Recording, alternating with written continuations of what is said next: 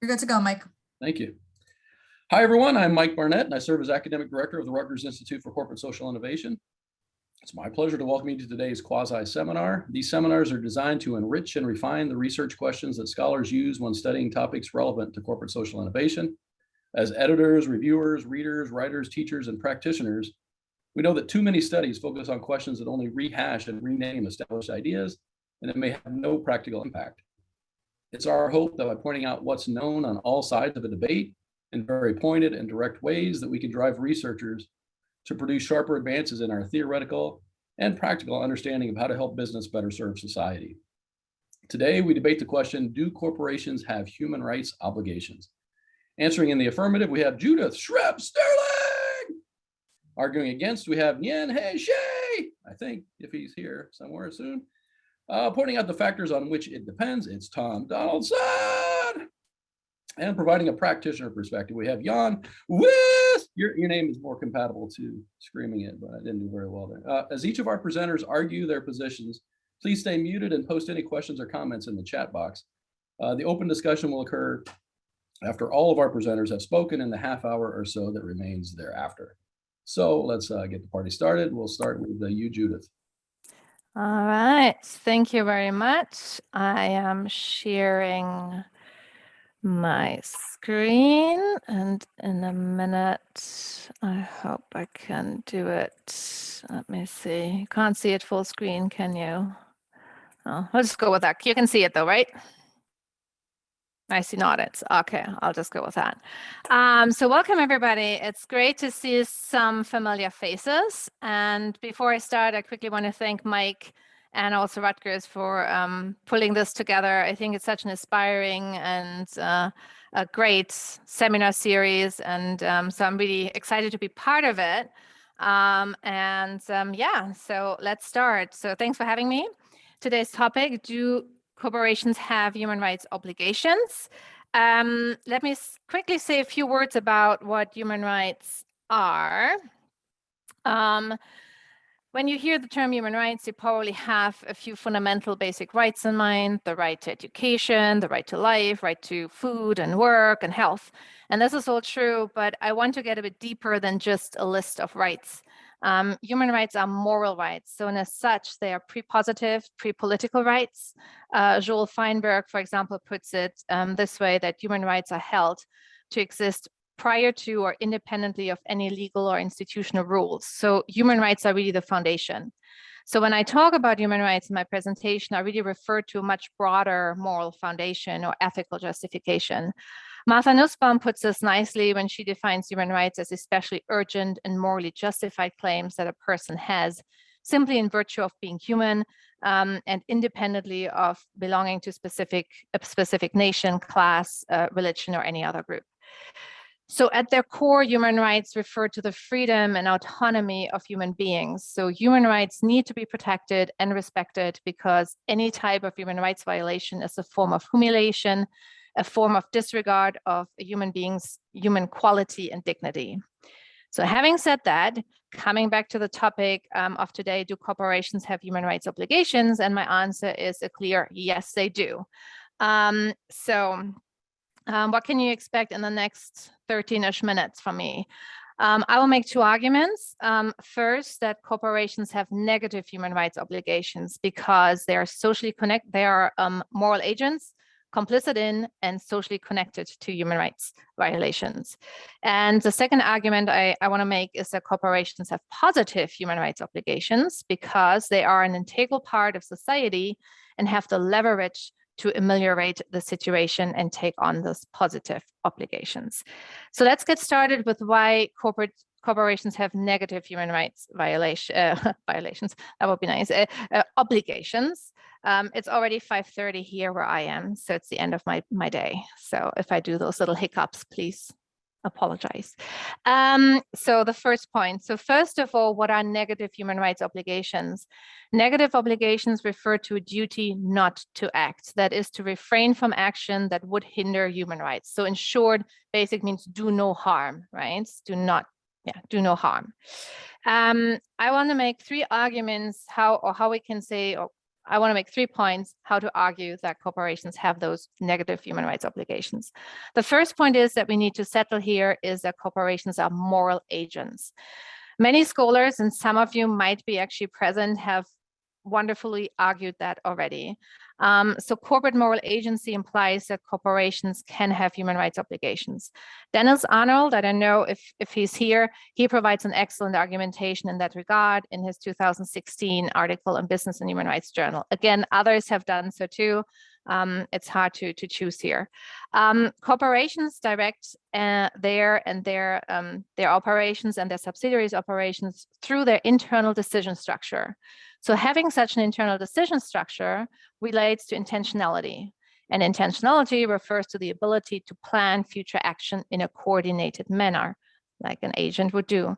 So corporations are capable of reflection, and with that, they either endorse or reject existing practices and strategies. So corporations that are capable of evaluating past decisions and existing practices, they are capable of determining whether those corporate intentions ought to remain in place or whether they should be modified or eliminated for alternative plans. Corporations are capable of the reflective decision-making and therefore can be understood as moral agents. And given that corporations have these internal decision structures, they make intentions, they engage in plans and are able to reflect on those plans and strategies, and they engage in reflection and react to this reflection, it follows only natural that corporations have then obligations for intended but also unintended consequences of their actions, which includes human rights violations. So this is my first argument. If we perceive corporations as moral agents, that means that they do have negative human rights obligations. The second point I want to make here is that corporations often get entangled in human rights violations as side effects of their decisions and activities. So this is referred to as complicity. And because of this complicity, corporations have negative human rights obligations. So corporations willingly or under legal or political pressure provide direct or indirect support to governmental policies that violate human rights. That's the definition of complicity. While companies might not be the direct perpetrators of the offense, by cooperating with unjust governmental policies, they are complicit. And the list of examples is endless. We can think about Yahoo many years ago when it cooperated with the Chinese police against the journalist Xi Tao, who got then imprisoned for 10 years for advancing pro-democracy, good democracy views. We can think about IT companies that source their minerals from the Congo, from mines that are controlled by militia groups that then use the profits to fuel civil unrest and commit human rights violations. The point is to make is that corporations can avoid doing harm by not being complicit in human rights violations, by not cooperating with oppressive regimes and so forth. The last argument that I want to kind of throw in here to say that corporations have negative human rights obligation is the argument of social connection. So while companies most often do not commit human rights violations directly themselves, their decisions and actions connect them to those violations. In her 2006 article, Iris Marion Young provides a detailed account on how the fashion industry is socially connected to the sweatshop conditions in its supply chain. So I will not repeat her detailed argumentation here, but her main point is that corporations co-create structures and conditions in their supply chain through their policies and actions. So if they demand a certain per unit price to be delivered at a certain time, think about rush orders, seasonal orders, and so forth, then this leads suppliers to have their employees work overtime to meet such demands and to pay them in a way that to meet the price expectations of their corporate customers. So human rights violations occur within a system and are a result of interdependent individual decisions in which also corporations partake. So from the social connection of corporate decisions, practices, and strategies comes then a responsibility, and Iris Marion Young calls it political responsibility. In a recent article in Business and Society, Harry van Buren, Michelle Westerman-Bihelo, and I put forward a social connection and political responsibility model and used the case of human trafficking. So we then, in that article, advanced several criteria based on the social connection of companies to human trafficking and how then companies can meet their negative human rights obligations when it comes to human trafficking. So if you're interested in that topic, you know where to find the article. So in summary, for my first point, corporations have negative human rights obligations because they are moral agents, they are complicit in human rights violations, and they're socially connected to human rights violations. Let me now turn to the second point that I want to make. Corporations have positive human rights obligations. Positive human rights obligations require that corporations act, that is, that they take necessary steps and measures to safeguard a right and protect the rights of the individual. So it's way more proactive. It's kind of guaranteeing or actively really endorsing a human right, versus a negative rights obligation is really this kind of refrain from violating it. So a positive human rights obligation is, you know, in that sense, quite a bit more. And I think that is an argument that is a bit more disputable. I want to just kind of throw again three arguments or three perspectives in from which we can argue that corporations actually also do have positive human rights obligations. The first argument to advance is what David Bilchitz called the argument from the limits of property rights. At its core, the corporation is deeply connected with the accumulation of wealth, and thus operates in the realm of acquiring and transferring property. Yet property with its advantages also creates harm or societal harm / human rights violations. For instance, my mining company's ownership of minerals prevents others from exploiting those minerals, right? Or the patents of my pharmaceutical company prevent other pharmaceutical companies to sell the drugs. And more importantly, it prevents patients to receive the drugs from different companies, and they depend on my pricing. If my water company owns the wells, then the only way others can enjoy water is buying it from me. So you get a bit the picture. So property rights in the hands of some can deprive others of the opportunity to benefit from a resource or to actually meet even their basic needs of survival, their basic human rights. Thus, the private property system can cause severe harm to individuals, to society, which must be precluded if property holdings are to be legitimate. And as a reminder, the corporation is based on property ownership, but it's also created for wealth accumulation and for the benefit of society as a whole. So in order to avert the harms related to property ownership and rights, and to ensure the legitimacy of property holdings, owners need to actively provide individuals with at least the resources they require to realize their most basic interests in survival and exercise of their autonomy. So the positive obligation of owners then flow from the very conditions necessary to ensure that their entitlements and property rights are legitimate. So David, if you've not read his article, it's a great article.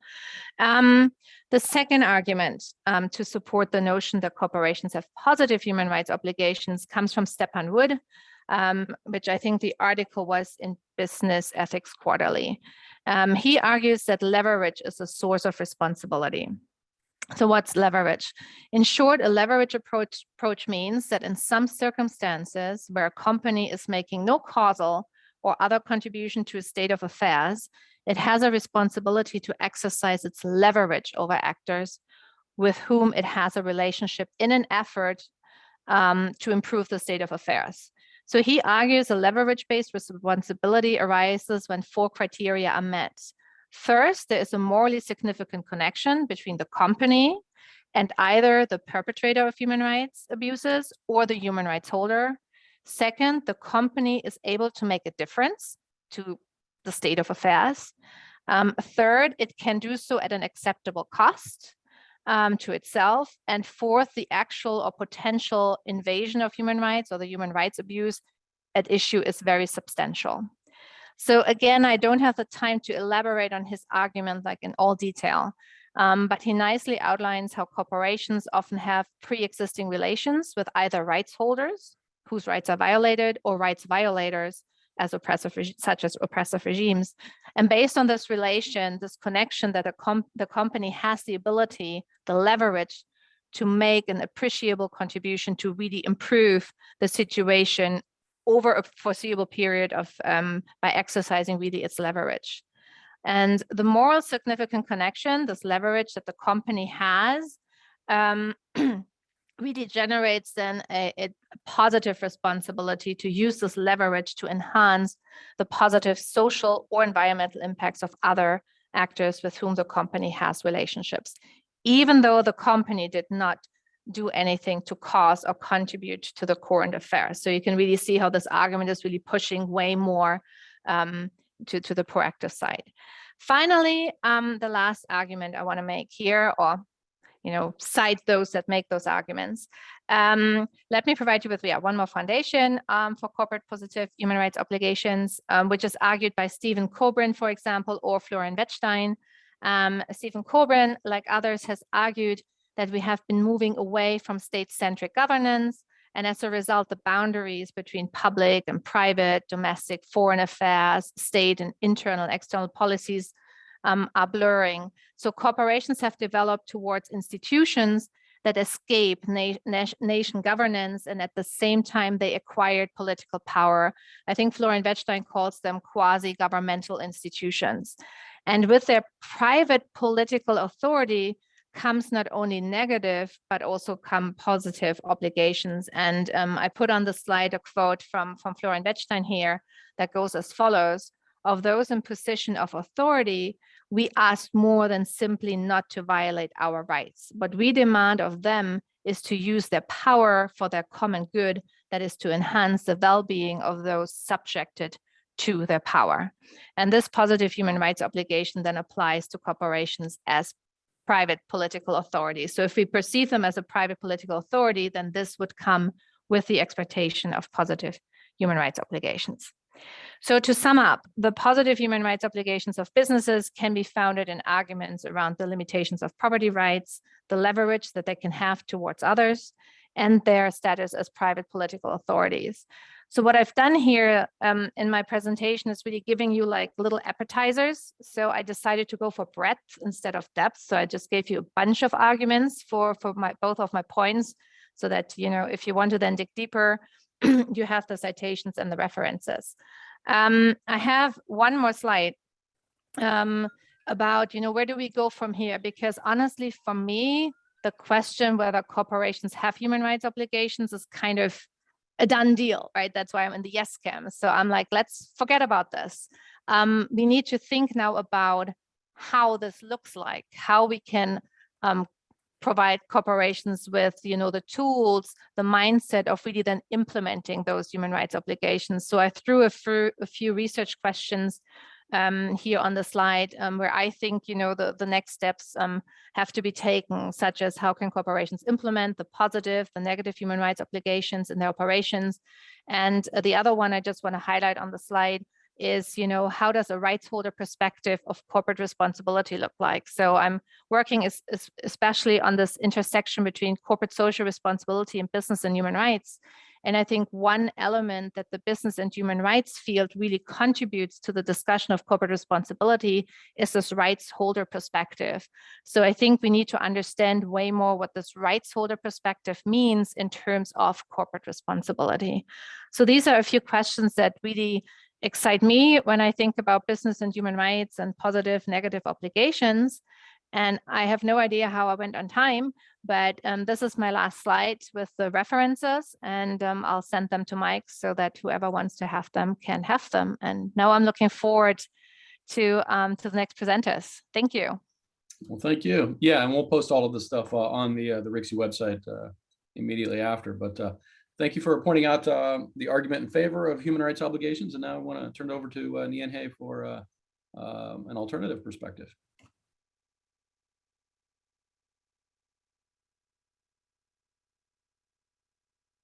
Great. Can everybody hear me okay? Yes? Yeah. Great. Thank you. First of all, Mike, thank you very much for the opportunity to participate in this seminar series. I guess this is the first of the seminar series, is that correct? So it's, or no, has been going on this? About 20th or something. Oh gosh, no. Well, then there you go. This is great to be part of a great tradition. Then so I want to say from the outset, I'm very grateful for this opportunity, in part because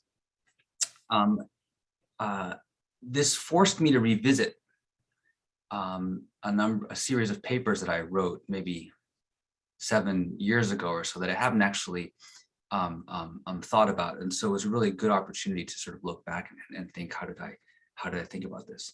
And what I'm going to do is present a case for why the answer to the question, do corporations have human rights obligations, is no. But in a way that actually, I think, doesn't really disagree with everything that Judith just said. And a lot of it has to do with our interpretations being different in terms of what we actually mean by human rights and human rights obligations. So from the outset, I'm going to say, I don't deny that corporations or their managers have all sorts of obligations not to violate rights on the part of people, and they may even have obligations to contribute to the well-being of people in many situations. But I would argue that those are moral considerations, right, and not exactly within the realm of human rights. Okay, so that's sort of roughly the idea. And so a lot of this is going to come down to what we understand by human rights, right, and the practice of human rights. And so at the end of the day, the question is really, I think, that's sort of the question that we'll be focusing on. So let me start my presentation. I'll only share my slides here.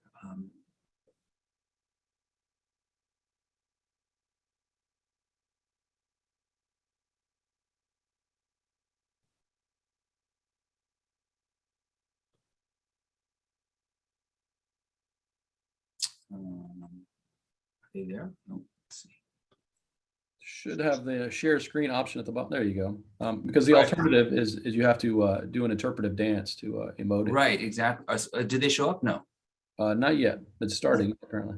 Oh, wait a second. Let me try. Well, here, actually, no, I'm trying to share from my iPad. Let me stop this one. I'll share it from my computer. It's easier. Sorry.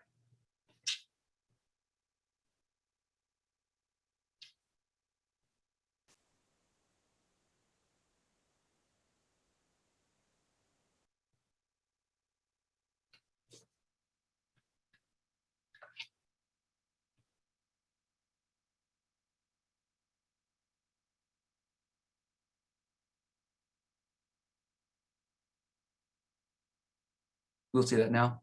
Yeah. Is it possible to put it on full screen? Yeah, I will put it on full screen. All right. Thanks. Great. Okay, good. All right. So the place that I start with is sort of a discussion within the philosophy of international law about how we should understand human rights, right? And the way that people in the philosophy of international law have argued about human rights is that really they're not exactly moral rights, right? They may correspond to what we understand to be moral rights, but they really are a feature of international law, right?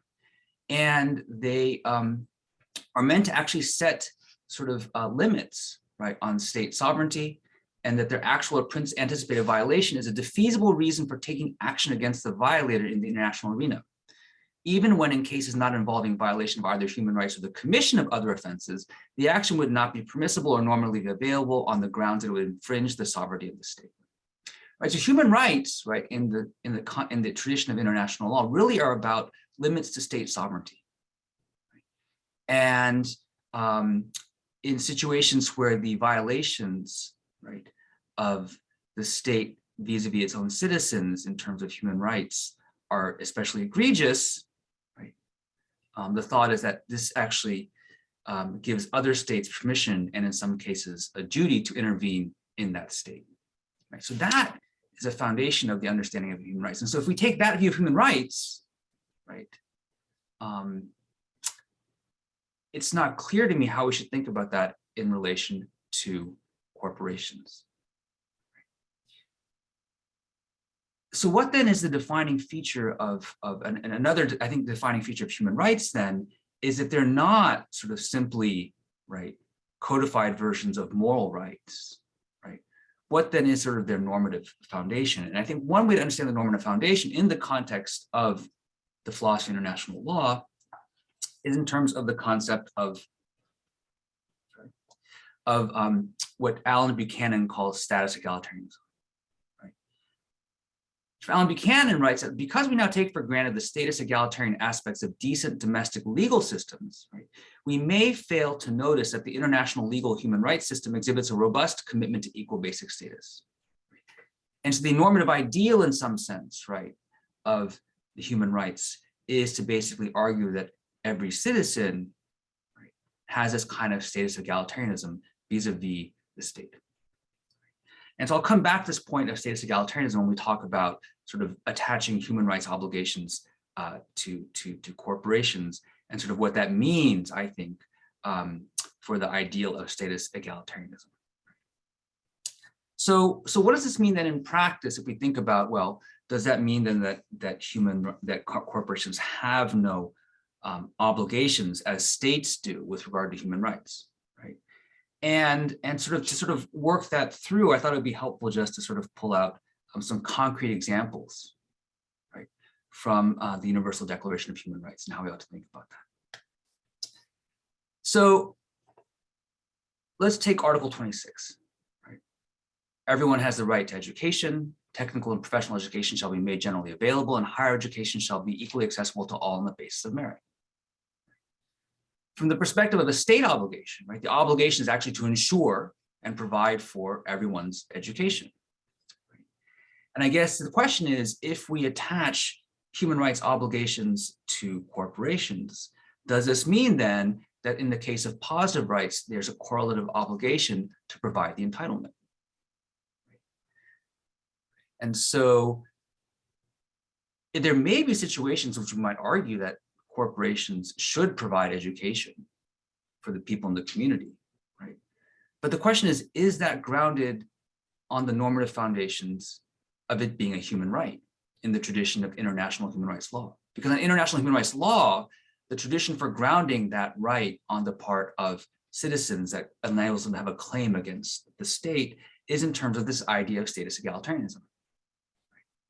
And it's not clear to me that in the case of thinking about the responsibility on the part of a corporation to provide education to people in the local community, that's done so in the same kind of way. It might be another kind of obligation, might be a question of beneficence, but the question is it grounded as a correlative obligation, right, in something like a human right?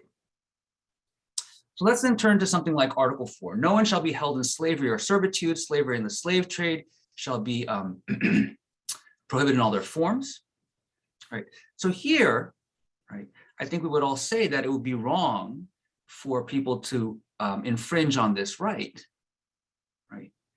And certainly it would be wrong for a corporation to infringe on this right. But the question though is, in the case of negative rights, are corporations any more responsible than any other actor, right, not to infringe on this right? And I think we would argue that most actors similarly, right, have some responsibility to respect and not infringe on this right. But then the question is that mean that they also have human rights obligations in the same way that we talk about them in the context of corporations? And more generally, whenever it comes to state enforcement, right, all rights become positive, right, because they require the positive provision of the means of enforcement, right? And so if we think about Article 4 in the context of a human right, right, it's actually not just a negative right, right? It's a positive claim against the state, right, to ensure that I am not being held in slavery or servitude.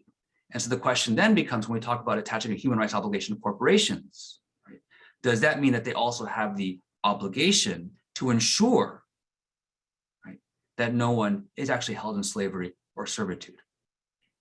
And so that's basically the rationale for arguing that human rights obligations, in the way it's understood in the tradition of philosophy of international law, right, may be difficult to attach to corporations. And this, I take it, is the spirit in which John Ruggie, right, proposed the protect, respect, and remedy framework. right? He writes, while corporations may be considered organs of society, they are specialized economic organs, not democratic public interest institutions. As such, their responsibilities cannot and should not simply mirror the duties of states. And as a matter of principle, the corporate responsibility to respect human rights must include all internationally recognized rights, right? And so once we adopt that framework, what I want to suggest is that human rights obligations, right, in the same way that they attach to states, don't attach to corporations, even if we may talk about sort of the idea of respect or showing responsibility for them. And ultimately, the reason I want to sort of make this distinction clear, right, is twofold. One is that the idea of international human rights as limits on state sovereignty is a very powerful ideal, right? And we don't want to lose that power. The second point is if we actually do talk about states and corporations having human rights obligations in the same way, the worry is that actually corporations lack the legitimacy, right, to become arbiters of human rights and enforcers of human rights in the way that states do, right? And that sort of undermines the ideal then of the status egalitarianism that underpins the human rights regime. So thanks very much, and I very much look forward to the discussion. Thank you very much. We're getting into some very philosophical turf here, so let's move it on over to Tom and see if he can help us to distinguish between these two perspectives and tell us some of the contingent conditions here. Great. I just tried to share my screen. Can everybody see it? Yes. Can you see the screen? Great. Yes. It shows. Thanks. Okay. So I disagree with pretty much everything Nien-he said, but I think there are a couple of points in which we converge. I want to take a rather different tack. I'm going to argue that the contrast between international law and morality is fictitious. International law, of course, is odd law because it does not rely on sanctions. And people like Jack Donnelly have pointed out that it's in effect a moral regime. I don't think that distinction is going to hold up. And I think that in the end, we need to return to, in order to get at some of the reasonable kinds of considerations that Nien-he has raised, I think we need to return to the function of the for-profit firm, which is value creation. So my answer is that to the question is it depends, and it depends on the value configuration of a firm's value creation process. I want to suggest that these kinds of agents have fundamentally different human rights responsibilities. A person on the one hand and a for-profit corporation on the other. And to that extent, I think Judith and Nien-he and I are in complete agreement. But I want to take it a little farther. And this, Tom, can you hang on for just a second? We're a little bit confused about what we see on your screen. So it looks like we see your desktop, which is nice to look at, but maybe the slides are behind it. Ah, okay, just a second. That's lovely. Well, let's. There we go. I'm going to stop share, and I'm going to try this again.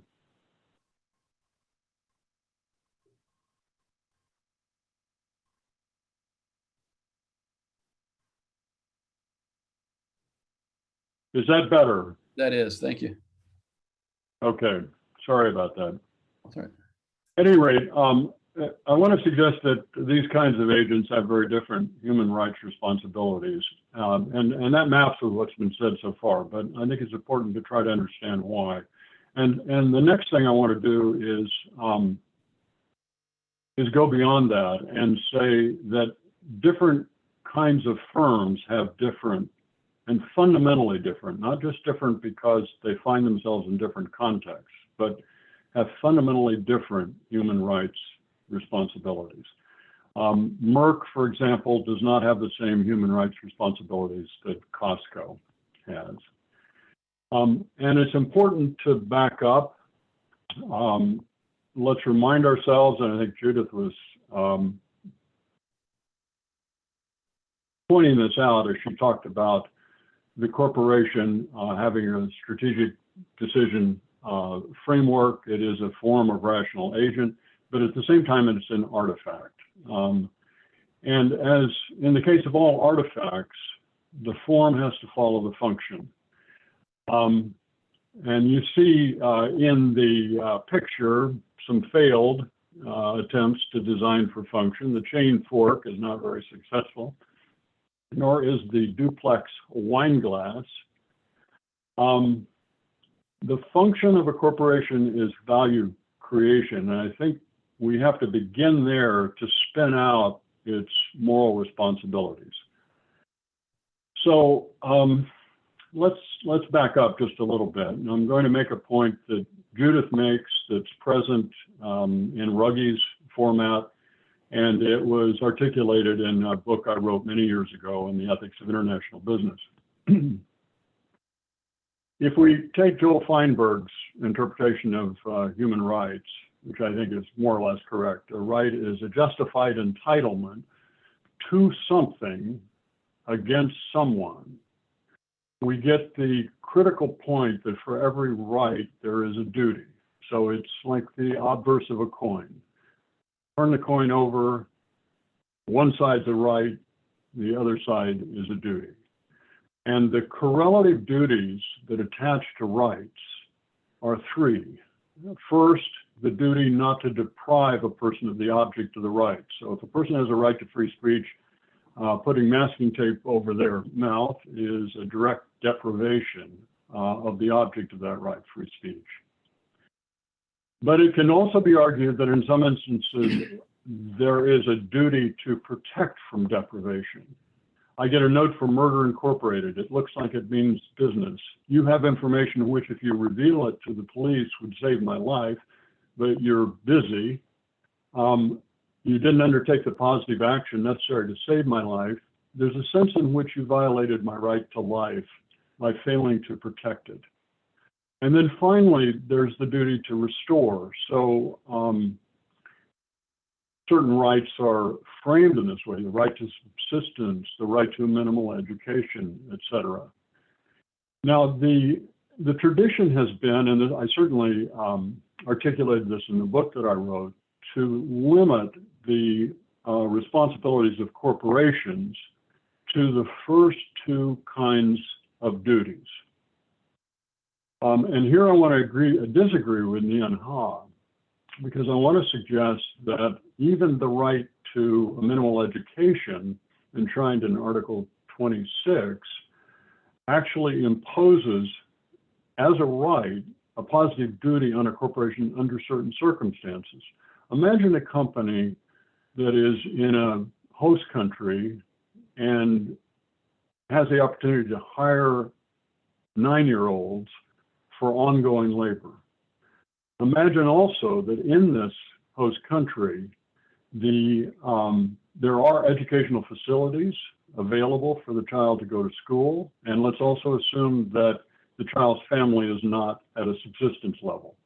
Now, if all of this holds, I would argue that the corporation has violated the child's right to a minimal education by employing her, even though the corporation didn't actively deprive, that is, drag the child out of school. It was at some level a voluntary choice, but they failed to protect, the corporation failed to protect that from deprivation.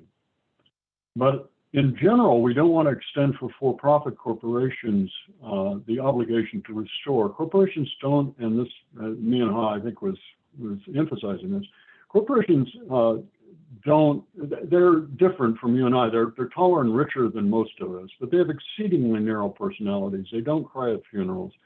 It's hard to impose on them the duties of clothing the naked and feeding the hungry. We attach those responsibilities to other agents, to nation states and to individuals.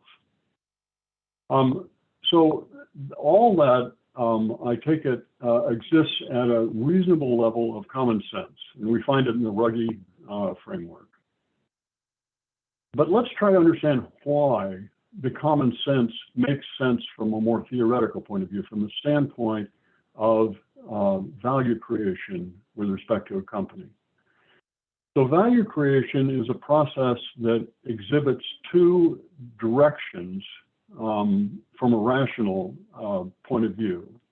There is the creation of value, which is a causal chain initiated by an agent, but there's also the justification for the action.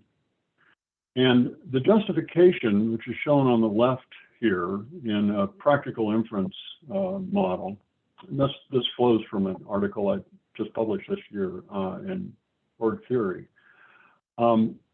That's where we get at human rights.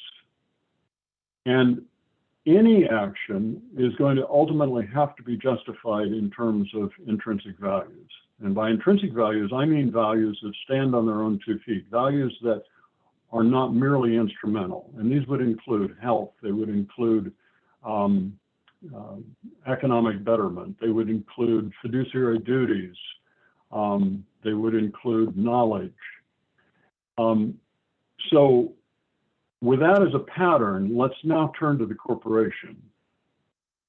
The corporation fits in this general scheme, and we're thinking now in terms of justification.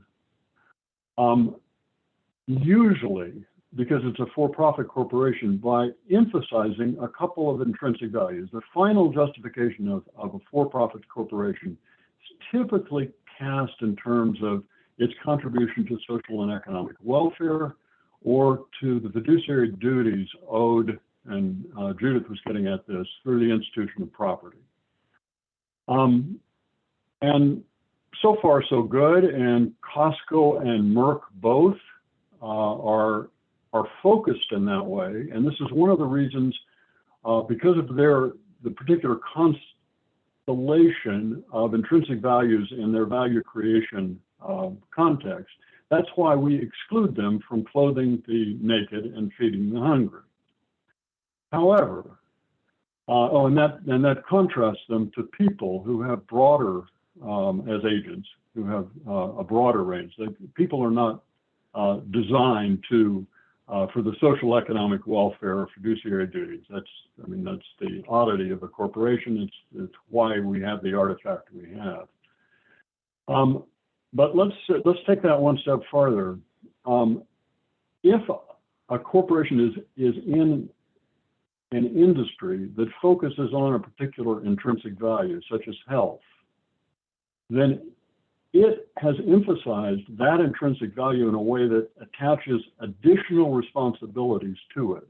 So Merck's responsibilities are greater than Costco's with respect to health.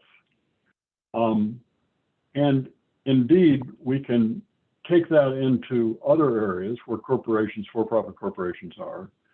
So pharmaceutical companies, health insurance companies, hospitals, they're built around the notion of the intrinsic value of health. Their purpose needs to be configured differently. Their value creation structure has to be different. The intrinsic value of knowledge relates to for-profit education entities, journalism, injustice, incorporated law firms, incorporated legal services firms. And then the question, of course, is, what does this mean for rights?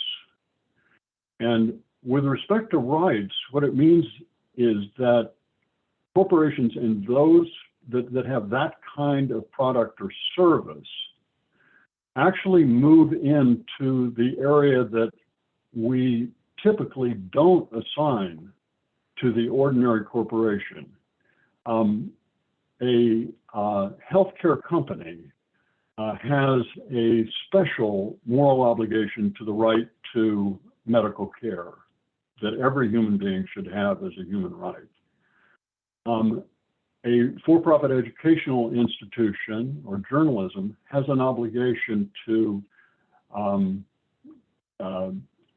certain kinds of rights. For example, educational institution would relate to minimal education, the right to minimal education, journalism to the right to democracy or political participation, And with respect to justice, law firms, legal services, when it comes to the right to equal treatment, have special obligations because their value creation structure emphasizes those intrinsic values.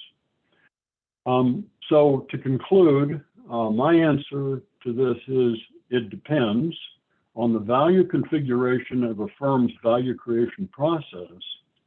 And one of the things that Mike asked all of us to do was ask a pithy research question at the end. So here's one that I'm especially intrigued by. I don't think the requirement was pithy, but yeah. Oh, you're going to get a mushy one here probably. At any rate, this is what strategic theories are compatible with a value creation process that recognizes human rights.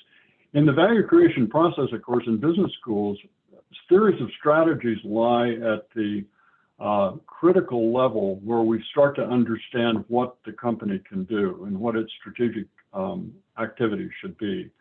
And strategy, in my opinion, is way behind in integrating values, including references to human rights.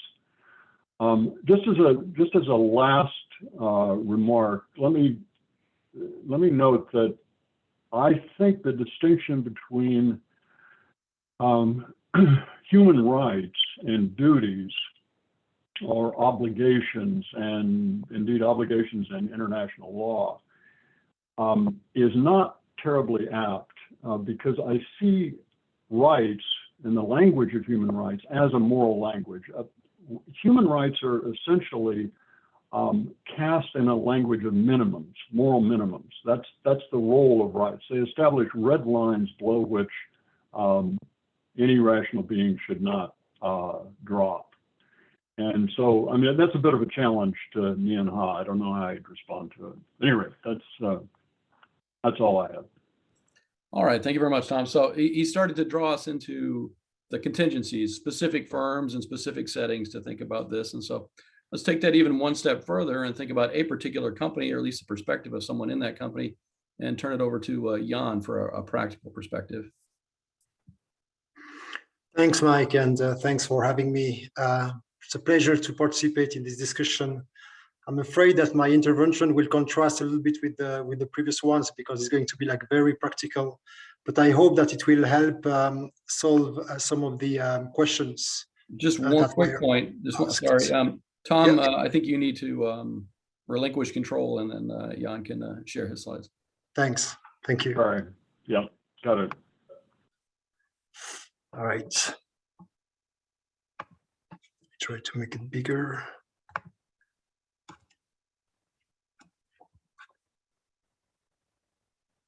Can you hear me?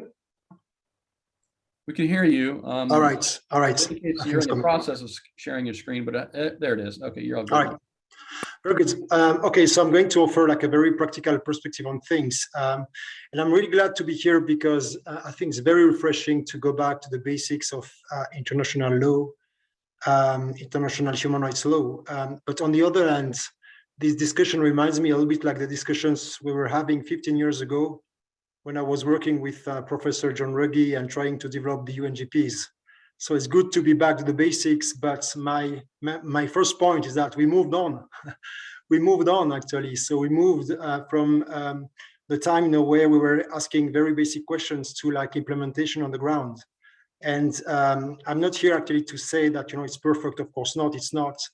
But we have actually now these years of experience trying things and like seeing like what works and what doesn't, and what are the limits of the UNGPs when they are implemented on the ground. And I was really pleased that Nien-he at some point referred to the UNGPs because I was really afraid at some point that we would not talk about them, and they are quite front and center of like what we companies do and have been doing in the last 10 years. So I'm going to respond to the question right away. The answer is yes. Companies have obligations, mainly due diligence obligations, I would argue, but not everywhere. And that's really like the problem, is that, you know, there is no actually consistency in terms of like how soft law instruments or national regulations are applied. And for a multinational company like us, this is a major issue and a major challenge. By coincidence, today we launched our human rights framework and roadmap. So it's a new framework, but that builds on 10 years of experience implementing what we used to call our human rights due diligence program. And this roadmap is really like based on this experience, carrying out due diligence in many different countries where we operate. So let me go straight to it and to the roadmap as it is, and I can post actually the link to it if you're interested afterwards. It's now actually like in the public domain. My main point on this slide is that we have not waited for regulations to act. We actually like acted way before, you know, like we were talking about mandatory human rights due diligence in Europe, even way before the UNGPs actually were even adopted by the UN Human Rights Council. And I think this is important because my point is that for multinational companies, what drives their action is usually not regulations, but what I would call expectations, and I think what was actually named before, maybe like moral obligations. Some of the regulations or legislations that we are faced with in Europe are very new. So if you look at the UK Modern Slavery Act 2015, or the French due diligence due diligence law 2017, we have two new ones in Germany and one in Switzerland actually that looks at child labor due diligence, but they were actually released this year. So they are very new and they don't cover all the countries. They are also very narrow. Actually, when you look at the UK Modern Slavery Act, I mean, it's only like about reporting. When you look at Germany and Swiss, well, the Germany supply chain legislation, it does cover only like tier 1 suppliers, so the suppliers that we have a contract with. And when it comes to the Swiss child labor due diligence, it's only like about child labor, not about all human rights. So my point here is that what we have used as a basis, namely the UN guiding principles and the OECD guidelines for multinational companies, are much broader than the legislations that are being developed right now, which actually like puts us in a very good position as Nestle to comply actually with these legislations, which I'm not complaining about. I think this is great, but I think it also like speaks to the limitations of the legislations that we see coming up in different countries.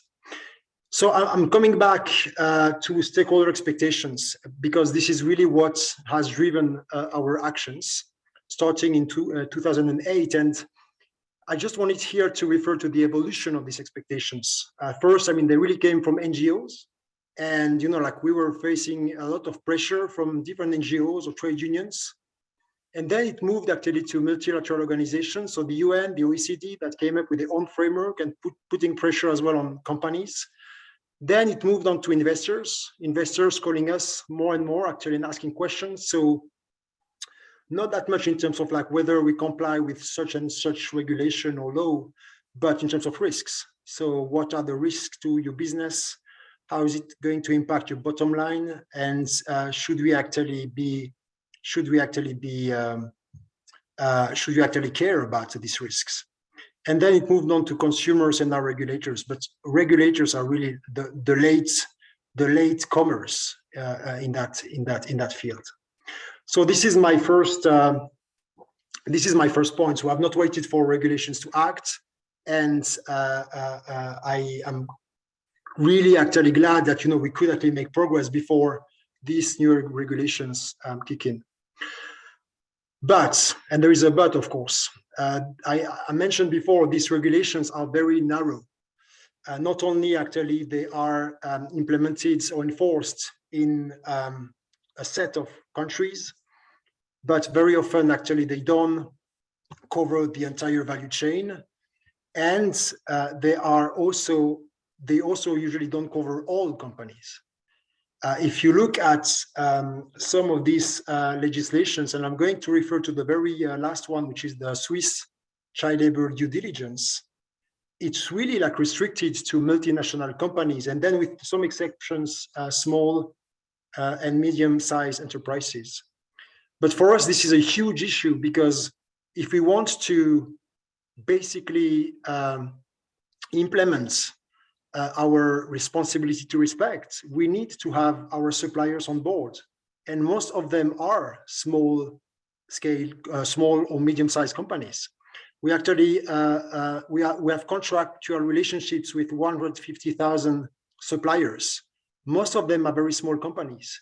So it really like, I think, triggered the question as to like, why is there like a differentiation between multinational companies and smaller companies? Because, you know, like basically we all operate in the same environments and face the same kind of like obligations, at least when it comes to human rights due diligence, to due diligence overall. And I think it's also like, it speaks to what Judith was saying before in terms of like leverage. Yes, of course, you know, we have some leverage, like in some countries or in some supply chains, you know, where we buy actually like big volumes, but in others, this leverage is very limited, right? We don't actually like buy huge volumes, so we are not that big in certain countries. And so it really actually raises the question of what does that mean actually to leverage your power when you don't have actually power, or when this power is very limited. But basically, we thrive as a multinational company. We thrive in highly regulated environments because our policies, our corporate policies, are aligned actually with international standards. And so, in countries where either the soft law instruments are not widely known and implemented, or where national legislations are very low, we actually compete with other companies that don't abide by the same standards. And for us, it's a real barrier to competition. So this is why actually we are supporting actively legislations, due diligence legislations, whenever they are discussed, as long as they are aligned with the UNGPs. And we have developed like a set of like principles, like focus on mandatory due diligence, must include all businesses, with a preference for regional versus local or national legislations, and with appropriate and proportionate sanctions. I mean, these are our advocacy principles. I mean, we actively support these legislations as long as, again, they are aligned with the UNGPs. So again, yes, legislations, we have not waited actually to take action. We have not waited for legislations to come up to take actions, but we do need legislations in countries where either the level of awareness is low, or where national legislations are very minimal or limited. This is my last slide, and I also wanted to talk about this notion of positive obligation, but I think I'm going to define a bit differently from Judith, and really like talk more about like impact. But I think it's a fundamental element of our new framework and roadmap, that human rights must be at the core of what we do otherwise, starting with climate change or waste management or water. I mean, it's core actually to what we do in other areas. And I mentioned them before. There are others like deforestation or sustainable sourcing. And not only because like people are at the center of these agendas, but also because of the different points that I put here like on this slide. Traceability is key. So Judith mentioned leverage. To exercise leverage, you first need to know where your, in our case, raw materials come from.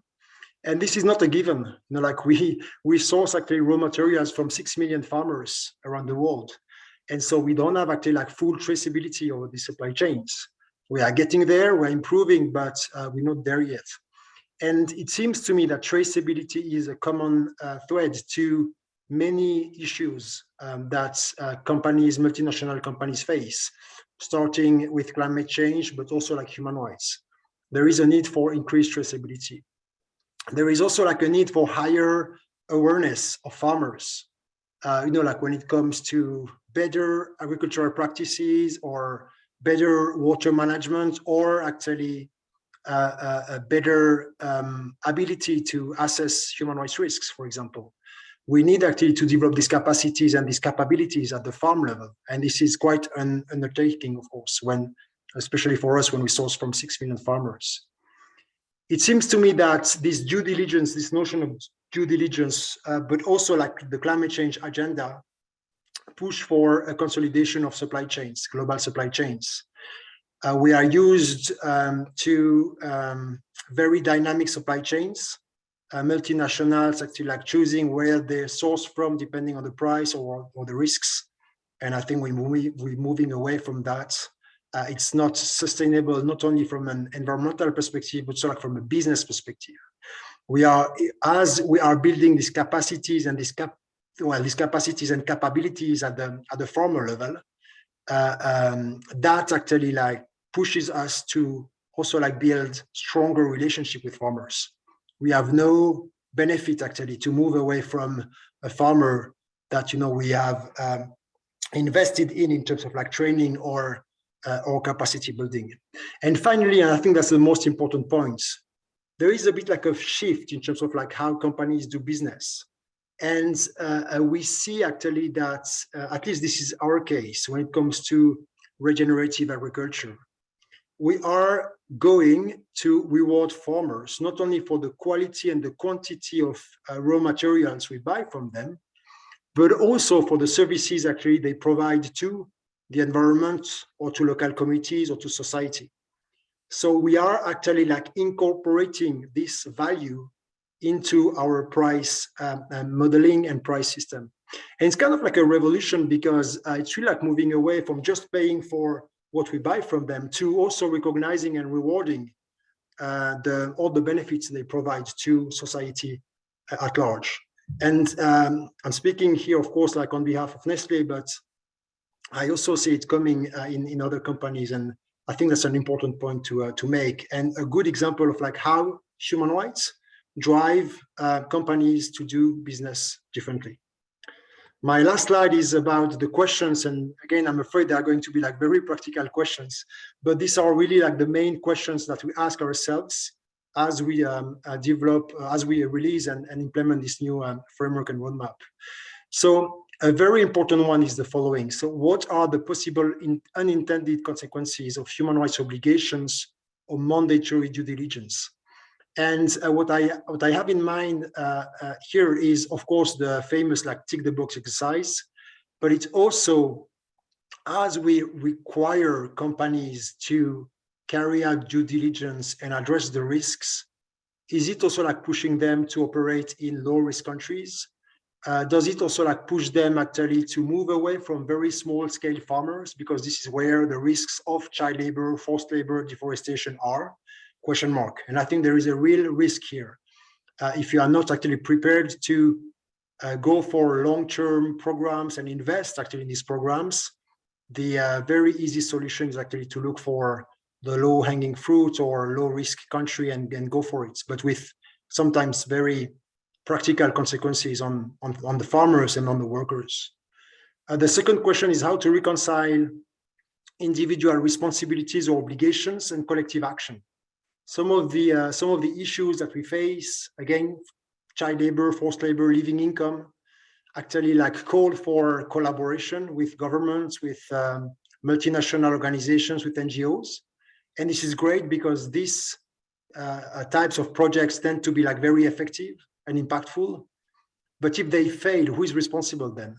I mean, from a legal perspective. And really, this is a real question, because the likelihood that like we as a company are ultimately responsible for failing is quite high versus other actors.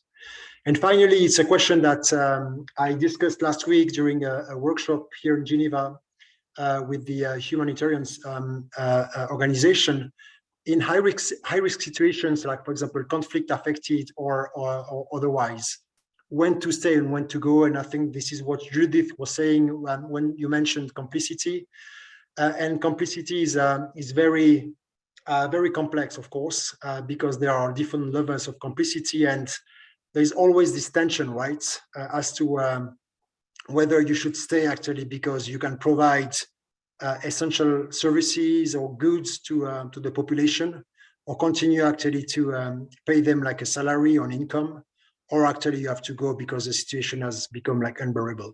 So these are the very practical questions we ask ourselves, and I'm sure some elements of response will be provided during the discussion. Thank you. Thank you. And now we've heard a fascinating set of perspectives on a topic that actually has life and death consequences. So it's good to hear everybody's perspective. We've gone from the broad and philosophical down to the very specific of, which companies have which obligations in which settings, which I think is a good way to get down into the very narrow details of this. Before I turn it over, we do have a set of questions, and I encourage the panelists to take a look at the chat and see if there's some things that they want to address in those questions. But I just want to turn it back over to the panelists now that you've heard everybody's perspective, and have one last go around of a quick response to what you've heard so far. And I think I actually want to start with Nien-he, since you're the one who had the perspective that's probably in the minority here. So if you'd like to respond to what you've heard.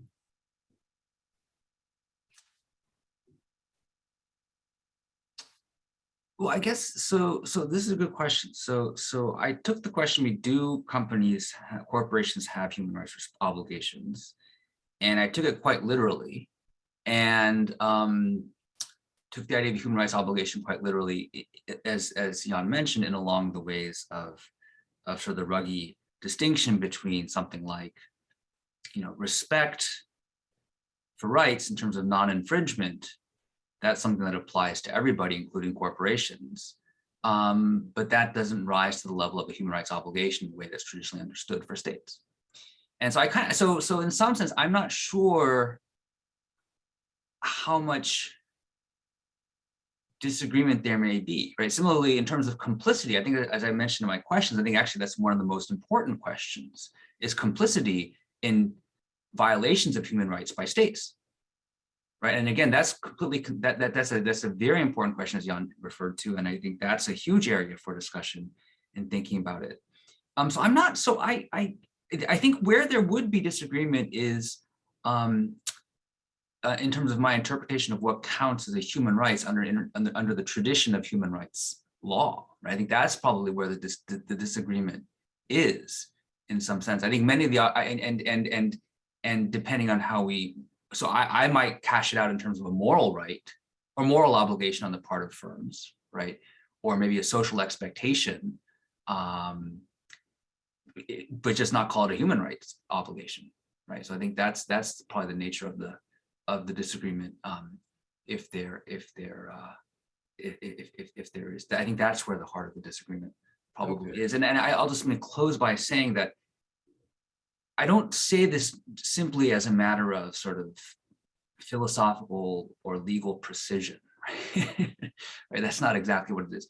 I do think there is something, and I'll mention this last point, I do worry about attaching too many obligations and expectations on firms. For some of the reasons that Yann mentioned in practical aspects, because then firms may actually not be doing certain things in certain areas. But also, I do think that we have to distinguish about the idea of political accountability. And I think that's a very important point. I sort of saw that in reference in one of the questions here about sort of, the role of business versus the state. So that also, let me just stop there. And that's kind of what I'll just sort of say.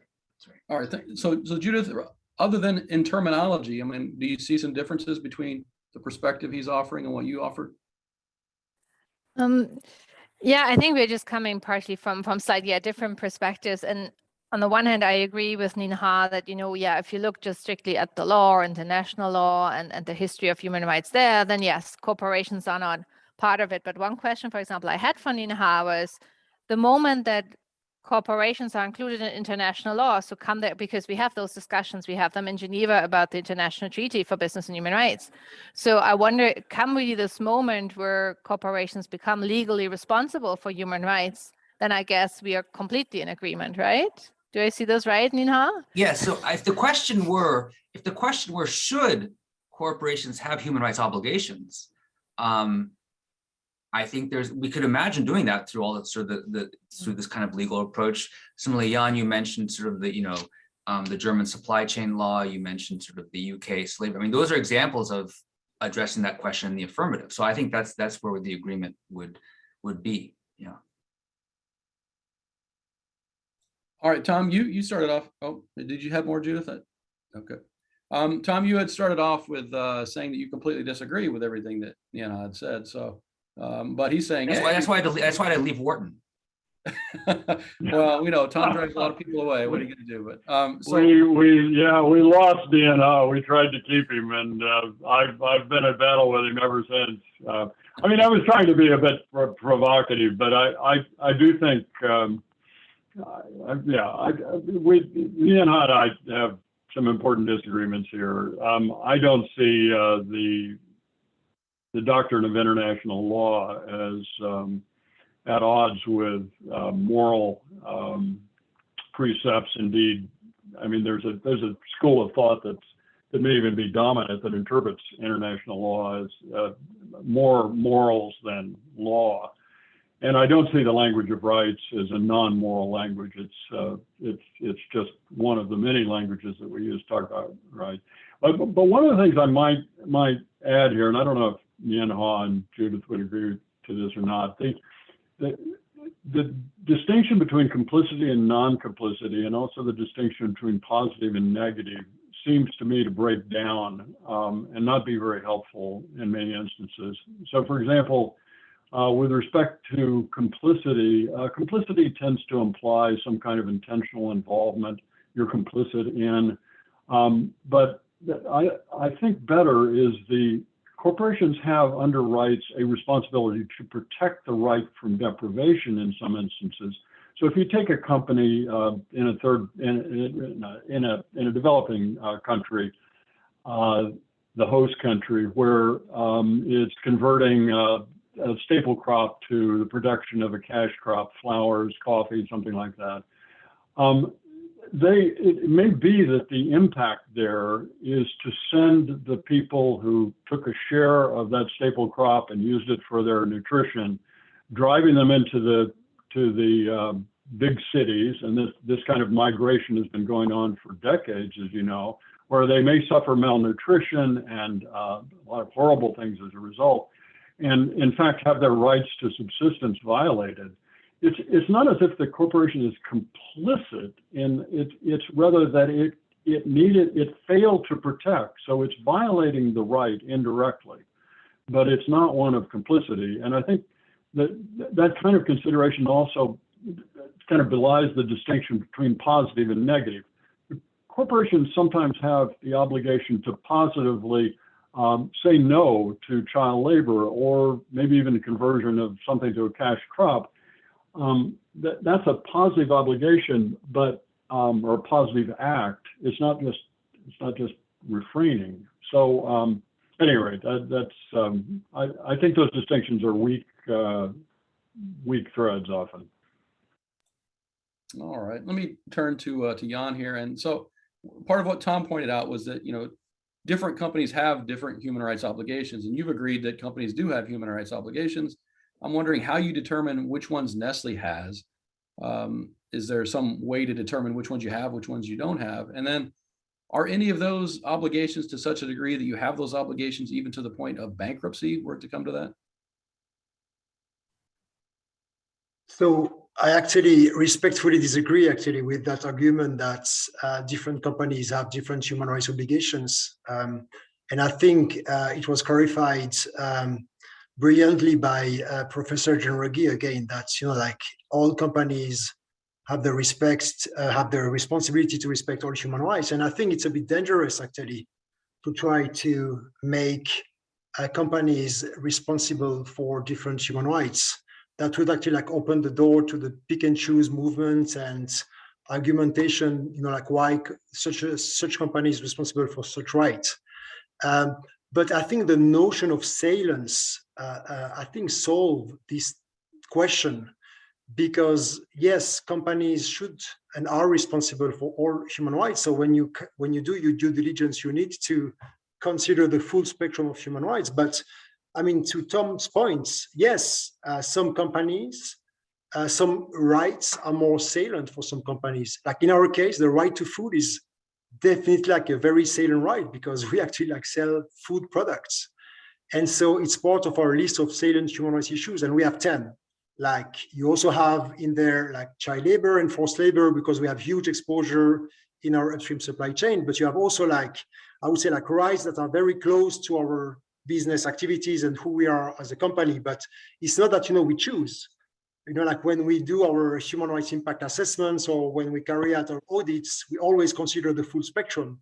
It means that, we prioritize when it comes to risk, to mitigation or remediation, that, like we would invest more resources in terms of like time or people actually on these 10 salient issues than the others. But again, it's not like about saying the others are not relevant. I think that's so just to clarify, you're saying that Nestle has the same human rights obligations as ExxonMobil and Microsoft and Google and whatever? No, here I'm just talking about the salient rights themselves.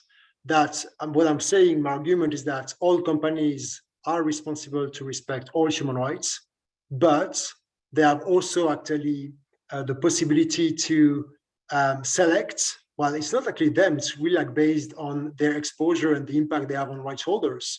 But actually they have I think it's widely accepted that, we can come up with a list of rights that are more salient or more material actually to us and to rights holders. And that, we can prioritize these over the others when it comes to remediation. But again, it's more like at the corporate level that, we do that like the other companies. But if you compare actually companies among themselves, they have exactly the same responsibilities over the same set of rights, all of them. I don't want to stretch it too far, but you're saying that they all have the same obligations, but some are more important than others. Is that not what you're saying? Or?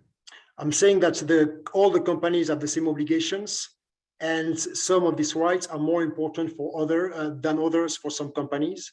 It depends on like their business and where they do business. But I'm not saying that, they can pick and choose when they do their due diligence or their human rights impact assessments. They need to consider all of them.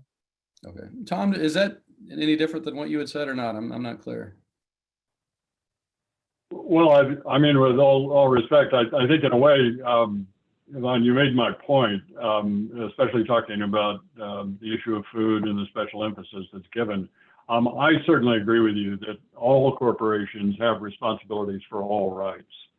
The question is whether there might be an even additional load that's put in the fancy term supererogatory category that applies to businesses that lie focused in areas where intrinsic values are part of their business model. I recall listening to a debate with the top management team of a very large healthcare firm. I won't mention the name of it. And it was basically around whether the responsibilities finally were to only the shareholders, or whether as a health company, they had a special responsibility to feature health in the purpose, rationale, et cetera, and so on. And this was an active debate. It was not settled, and I think it needs to be settled. I think they have that responsibility, and because they have that responsibility, it means they have some extra duties with respect to health in every moral area, including human rights. All right, thank you. Let me see if I can get a few questions from the audience here. Sushant Bhargava, you'd asked a few questions. Would you like to ask one now?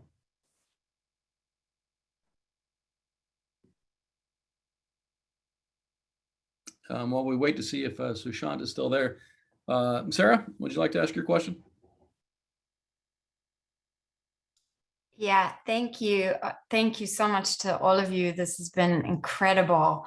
I actually just had a follow-up on the discussion that was just being had about the framework of sort of differentiating human rights obligations depending on basically what the product of the corporation is, right? What they are selling. And this is addressed to Thomas, because it seemed to me like you were saying that we determine the obligation of the firm to restore or remedy based on its level of obligation to protect or respect human rights generally, right? That you were saying, depending on the product, like if it's a health company, then we would expect it to have to take on more restoration or remedy obligations for harms that result from bad health products or whatever the link is, then we would Costco, who somebody put in the chat, like Costco selling medicine, we would assign a lower responsibility to them to remediate than to Merck. And I would just push back against that using, opportunistically the UNGPs and say that the UNGPs would assign an obligation to remedy to a corporation that either directly caused or contributed to a human rights harm. And contribute to can happen by, producing a product that itself is problematic, but it also could be from like engaging in bad purchasing practices and not doing your due diligence properly, so that you're sourcing from, say, a frozen fish supplier that to be engaged in labor trafficking or forced labor. So I'll stop there, but that was one sort of inquiry that I had for Thomas. Thank you. Yeah, if I could respond, I agree with what you're saying, and I think the circle of protecting from deprivation involves when deprivation occurs and there's complicity remedies. I think you're right. Let me try to illustrate this by another conversation that I recall having. I was actually, I was speaking to a group of executives in the health insurance industry. It was, and at the time, there was a piece of legislation that was coming up in the United States that had to do with providing more rights to healthcare to people. And their lobbyists were actually pushing against some of this. And just for the heck of it, I asked the question, how many of you think there's a right to health care? And 99% of the hands went up. And I realized somehow they didn't think they were entitled to consider that right as a part of their sort of purpose in a way that might involve either saying no to lobbyists who are trying to, so it's really more that kind of thing that I had in mind.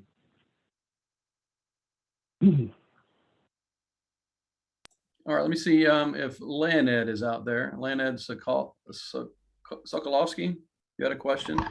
Yeah, thank you very much, Mike. Yeah, the fascinating discussion, but what was really interesting to me is that this idea that corporations now have human rights responsibilities. I mean, in theory, it's a massive obligation to impose on business. But then if you look into, well, what is it that the company is actually doing? And I think the presentation by Yann is really informative in that sense. Well, it's a lot of governance, right? It's controls, risk management, impact assessments. But so we have a lot of governance in place. We seem to put a lot of trust in this governance, but in reality, maybe, well, if we look around us, maybe human rights are actually deteriorating. So I was just wondering, I mean, if we agree that businesses now have human rights responsibilities, why should they be self-regulating themselves in this area? I mean, what are your thoughts on that? Question to the panel. Well, the area of self-regulation is over, I think, and is really coming to an end because I don't know exactly how the situation is in the US, but in Europe, I mean, this is moving and moving very fast. And actually, we are expecting an EU directive for March that will certainly like once for all actually clarify things and impose actually like on states to regulate this. So I think there was actually, you're right, this area of self-regulation that started, I guess, like before the UNGPs, the UNGPs clarified a few things until now, and now this is over. So rest assured that we will actually like be held accountable by regulators in terms of like what we do, with the caveat that I actually put as a question at the end, which is if a company, for example, doesn't want to do due diligence, but must do it because of regulation, what is going to be the quality of this due diligence? And I think we need to be very careful with this because it could have actually very, very bad consequences, very bad impact on people themselves. Can I jump in on this one, Mike? Is that Sure. okay? Yeah, go ahead. Yeah, no, Lynn, I think it's a great question. I also have the view that I think one of the most important things that businesses can focus on right now is actually helping to ensure some degree of social stability more generally, right? And so I take this very sharp view between responsibilities of states and businesses, partly because, in part to your point, Lena, about the erosion of human rights, you want to make very clear that's something that actually has to be addressed at the level of the state. And so I actually think that there's a very important role that businesses can play in sort of helping to provide overall social prosperity in a way that then sort of supports more robust political institutions that then can in turn sort of help protect and enforce human rights. All right, thank you. We've hit 1 p.m. So the way that I normally do this is I'll wrap it up, I'll end the recording, and then we can tell the truth after that. But what I'll do is to the degree that the panelists and anybody else wants to stick around, welcome to continue the conversation. We've got you gathered here. It's still a good opportunity to continue this for those who are willing. But let me just take a minute to wrap up and then end the recording, and we can take it from there. So first, just a sincere thanks to the panelists for a terrific debate. I'll begin the applause, and I don't know that you can hear anyone else, but thank you so much. Many thanks to all of you for participating. The materials from today's session will soon be posted on the RICSI website, which is at ricsi.business.rutgers.edu. It's a revised website address. You may have an old one. Make sure you get that updated one and check out our new format, which is a nice improvement. I'll also note that I've set up a Twitter account to use for refinements of any research questions. The Twitter handle is @research_better. The title is Better Management Research Questions. And I've begun a new series called Seminars to Advance Accumulation of Knowledge, or STACK, which you can also find on the RICSI website.